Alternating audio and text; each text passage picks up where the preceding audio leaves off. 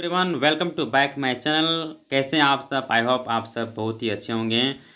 Very well, आप बहुत ही अच्छे होंगे जहाँ तक मुझे उम्मीद है, और रहना भी चाहिए। ठीक है, तो आज मैं आप लोगों के बीच में एक बहुत ही खास वीडियो लेकर के आया हूँ। ठीक है, बहुत ही न्यू वीडियो। तो आज का हमारा जो टॉपिक रहेगा वो रहेगा कथा importance of game, value of games, the importance of games and sports, और value of games and sports. मतलब अगर अगर आप ये पढ़ के जाते हैं तो एकदम बिंदास रहिए। आप ये बिंदास रहिए कि भैया ये जो आप देख रहे हैं इनमें से ये मोस्ट वीवीआई क्वेश्चन है। ये इतना वीवीआई क्वेश्चन है कि हम ये ये कोई बच्चे ने डिमांड नहीं किया, लेकिन फिर भी हम ये सवाल का जवाब दे रहे हैं। पता है क्यों? क्योंकि जब एग्ज़ाम दे के आएंगे ना तो आपको पता चले कि हाँ सर, आपने ये बताया था और ये आ गया था एग्ज़ाम में। तो इसीलिए आप लोग कोशिश कीजिए कि इस क्वेश्चन को जरूर पढ़ के जाएं। एग्जाम देने जा रहे हैं तो 99% चांसेस है कि एकदम आएगा ही आएगा। बोल सर ऐसा आप कैसे कर सकते हैं? तो देखिए, 2005 में पहले पूछा गया है, 2007 में पूछा गया है, 2009 में पूछा गया है। ठीक है, 2005, 7 में पूछा गया है, और उसके बाद भी बहुत बार पूछा गया है। इसीलिए ये मोस्ट वीवीआई क्वेश्चन बनता है। इसलिए मैंने वीवीआई लिख के पहले से ऑलरेडी रख दिया है। तो चलिए आखिर इसको हम लोग जानने की कोशिश करते हैं कि आखिर है क्या। तो सबसे पहले आप बताइए इम्पोर्टेंस ऑफ गेम। जो गेम है उसके क्या महत्व हैं, इससे क्या क्या फ़ायदा होता है लोगों को या ह्यूमन को, वो चीज़ बताना है। या आप ये भी कह सकते हैं the importance of games and sports. जो इम्पोर्टेंस होते हैं गेम्स एंड स्पोर्ट्स, ये दोनों के क्या क्या फ़ायदे हैं, या कुछ भी करके ये चीज़ बताना है। तो अगर आपको सवाल ये पूछे, सवाल ये पूछे, ये पूछे या ये पूछे, ये चारों का जवाब एक ही है, एक ही है। ठीक है, मतलब अगर आपको पूछता है value of games and sports, तभी इसका जवाब ये दीजिएगा।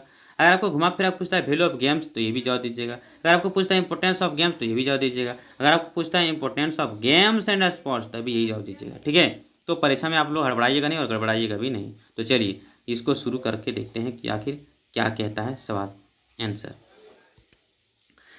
कहता है कि games and sports are very important for proper growth of human body.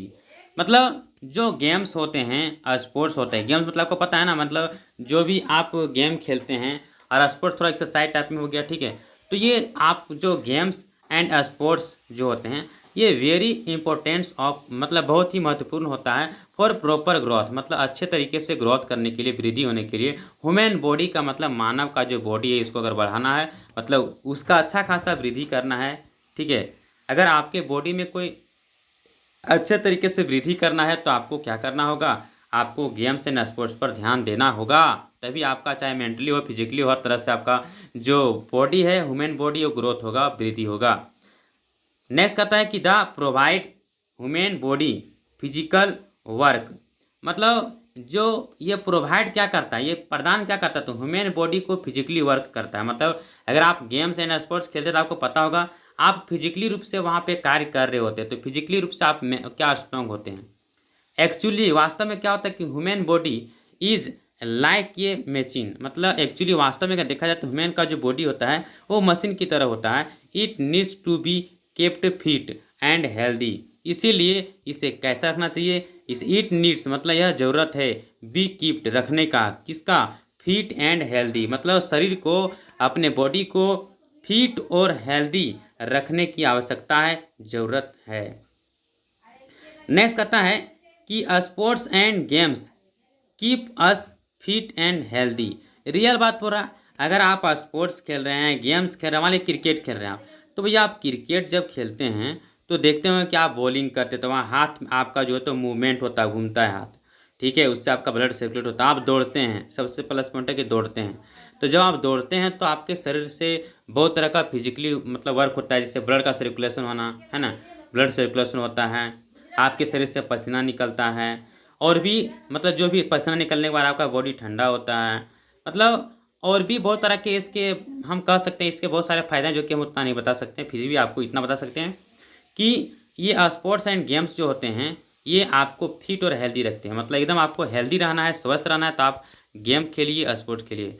Then उसके बाद दे टीच अस डिसिप्लिन। ये हमें डिसिप्लिन भी सिखाता है। जैसे कि आप अगर क्रिकेट मैच देखे होंगे तो आपको पता चला होगा कि वहाँ पे जो लोग खेलते हैं, जो प्लेयर होते हैं, वो डिसिप्लिन में रहना सीखते हैं, एकता का भाईचारा लोग के रूप में रहना सीखते हैं।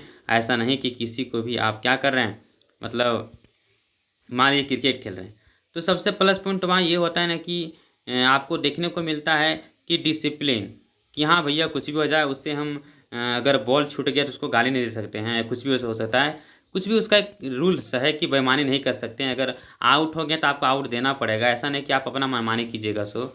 तो यहाँ पर आपको देखा गया ऐसा डिसिप्लिन। अब वहाँ डिसिप्लिन क्या होता है भैया, आपका कप्तान है तो कप्तान आपको अगर बोल दिया कि आपको फील्डिंग में विकेट कीपर करना तो विकेट कीपर ही करना पड़ेगा, क्योंकि उसका भैया उसका आदेश को मानना पड़ेगा, तभी मतलब टीम का ये रूल्स है। तो डिसिप्लिन में रहता है, उसको वैल्यू भी देता है कि भैया कप्तान है और कप्तान का आदेश को मानना हमारा फर्ज है। तो कप्तान जो बोलता है उसको बॉलिंग भेज देगा तो बॉलिंग करेगा, बैटिंग भेजेगा तो बैटिंग करेगा, बोलेगा आपको बैटिंग नहीं सेकंड में जाना तो सेकंड में जाएगा, मतलब कुछ भी जो उसका डिसिप्लिन उसको फॉलो करता है। तो ये हम कह सकते हैं कि ये हमें डिसिप्लिन सिखाता है। ठीक है। नेक्स्ट कहता है कि आपका लिखा है cooperation and team spirit. Spirit का मतलब जो भी टीम जो होता है, ये एक प्रकार का स्पिरिट का मतलब होता है आत्मा होता है। ठीक है, आत्मा होता है। और यहाँ पर दिया है सहकारिता, जैसे कि आप इसका इंग्लिश देख सकते हैं, लिखा है कोऑपरेशन का मतलब सहकारिता। तो आप देखते हैं उसकी आत्मा जो होता है, टीम का जो भी एक आत्मा है वो सहकारिता ही होता है। वी लर्न कोऑपरेशन, हम लोग सीखते हैं सहकारिता सीखते हैं। क्या सीख सकते हैं कि fellow feeling and mutual affection, मतलब भैया हमें उसको मतलब जो भी है उसका अनुशासन है, या हम कह सकते हैं कि फीलिंग्स है, या आपका म्यूचुअल इफेक्शन है। हर तरह की चीज़ों को आपको थोड़ा अनुसरण करना पड़ेगा। So they are necessary for proper growth of personality, इसीलिए आपको इसीलिए दे आर नेसेसरी, उन्हें ज़रूरत है, मतलब उसे आवश्यकता होती है क्या, प्रॉपर ग्रोथ मतलब प्रॉपर ग्रोथ करने के लिए, डेवलप मतलब वृद्धि करने के लिए, अपने पर्सनैलिटी को प्रॉपर वृद्धि करने के लिए उसे क्या करना होता है, उसे सीखना पड़ता है। We learn cooperation.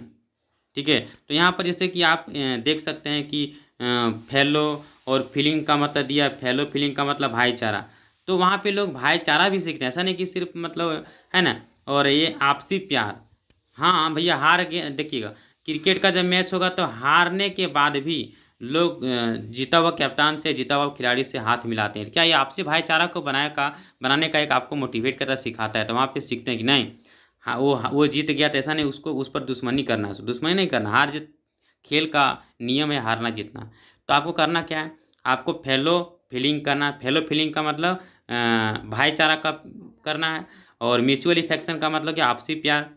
तो वही लिखा है यहाँ पर कि वी लर्न कोऑपरेशन, हम लोग सहकारिता सीखते हैं। क्या सहकारिता सीखते हैं, फेलो फीलिंग कि भैया भाईचारा सीखते हैं, एंड म्यूचुअल इफेक्शन मतलब आपसी में प्यार करना या रहना से सीखते हैं। तो इसीलिए हम कह सकते हैं सो दे आर नेसेसरी, ये बहुत ही ज़रूरी होता है, आवश्यकता होता है the proper growth and personality के लिए।